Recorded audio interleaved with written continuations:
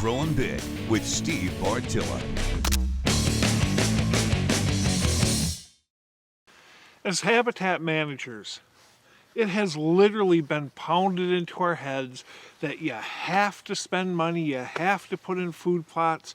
It's food plots, it's food plot equipment, chemicals, all these things that, hit us in the pocketbook. Luckily, there's a heck of a lot of stuff we can do that doesn't cost us a cent.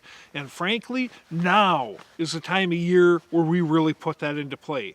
It's late winter, early spring, it's snow covered in some areas, just generally hazy and icky and a little bit cold most everywhere. Now is when we stack the odds for next year's buck. Get in there, scout those sanctuaries. Doesn't cost us a cent. The sanctuary doesn't cost us a cent, and getting out there and looking it over doesn't cost us anything. We want to go out there this time of year because by the time deer season comes around, you know what? The disturbance is well long forgotten, and we need to know what's going on inside there. We need to know how the deer are utilizing it. Do we need to get in there with a chainsaw and improve it a little bit, or is it good to go? How are they utilizing it? Is it like we want them to? Are they bedding in there, doing a little bit of feeding, but not overly too much, and transitioning into the areas where we're hunting? How exactly are they getting in and out in this sanctuary? How are they traveling in this sanctuary? These are all things that they're clues, they're puzzle pieces to help us put the master jigsaw puzzle together and fill it with a tagged buck.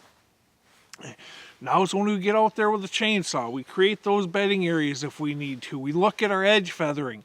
Those areas where the deer are coming in and out of that we don't want them to, we can get in there and plug them now. Those blockades. The blockades need to be... It is very, very difficult to stop deer from going somewhere where they want to go. Okay, but we can encourage them to travel the way we want. Blockades done with a chainsaw aren't going to stop deer from crossing, but we discourage them. Are there areas where it's too easy for them to cross that we don't want them to? Now's the time to get in there and plug it. Make those areas where we want them to cross nice and easy. Those tree stands, we cannot leave them. We can't leave them hung the entire time. The trees, they continue to grow. As those trees grow, they put more and more stress on the stands themselves.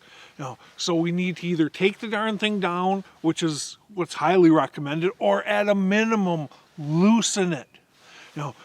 Tear your ground apart. Get the chainsaw work you need done. Figure out how deer are utilizing that ground. Get our stands prepped. Those are the types of things we need to focus on this time of year. We focus on them now. It's going to pay off with filled buck tags later in the season. Growing Big is brought to you by Wildlife Research Center, the gold standard. Reconyx, see what you've been missing. Antler King, bigger bucks, healthier deer.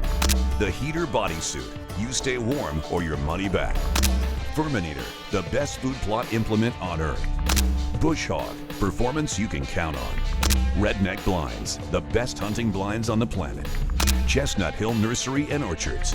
And foodplotsfordeer.com, planning your habitat improvements and improving your hunting. I know this is not the greatest time in the entire year to be out playing in the woods. I get it, okay? But now is the money time. Now is when you figure out how deer are utilizing the ground, how we can encourage them to utilize it more in a beneficial manner for us. Make sure we're safe by getting those tree stands out of the woods. Put the time in now, and it's going to pay off for you later in filled buck tags. Growing Big with Steve Bartilla.